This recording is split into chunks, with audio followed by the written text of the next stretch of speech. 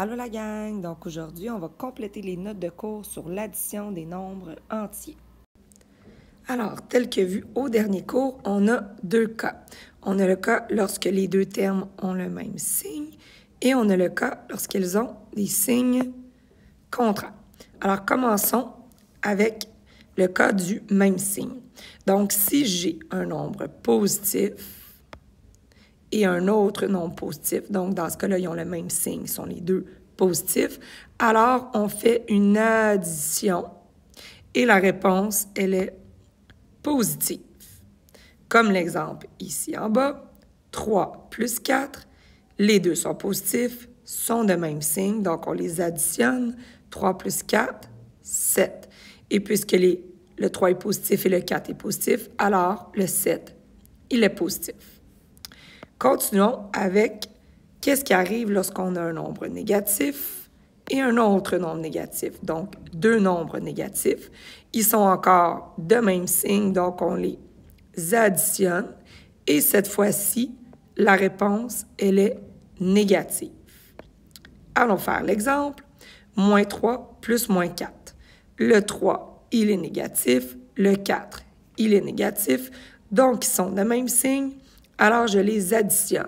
3 plus 4, 7. Et puisque c'est un négatif avec un négatif, la réponse, elle est négative, donc moins 7. Et finalement, lorsqu'ils sont de signe contraire, donc lorsqu'on a un nombre qui est positif et un nombre qui est négatif, alors là, on doit les soustraire. Et attention, la réponse est du même signe que le nombre qui est le plus loin du zéro, ou en d'autres mots, le nombre qui est le plus grand si on ne tient pas compte du signe. Donc, allons-y ici. Moins 3 plus 4. Le 3, il est négatif. Le 4, il est positif. Donc, ils sont de signe contraire. Alors, on doit faire une soustraction.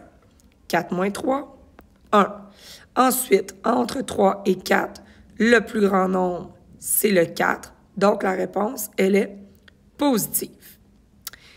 Et le dernier exemple, 3 plus moins 4.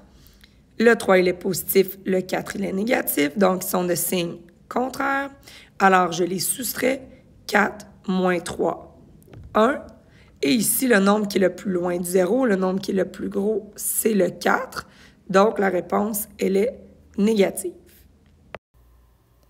Alors, en conclusion, lorsque nos deux termes sont de même signe, on procède à une addition.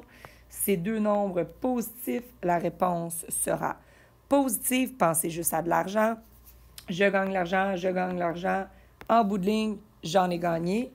Par contre, si c'est deux nombres négatifs, ça me donne une réponse négative. Si je perds de l'argent, je perds de l'argent. Je vais encore perdre de l'argent au total. Ensuite, s'ils sont de signe contraire, c'est une soustraction. On fait le plus gros nombre moins le plus petit nombre. Et la réponse sera du même signe que le plus gros nombre. Alors, et voilà, bye!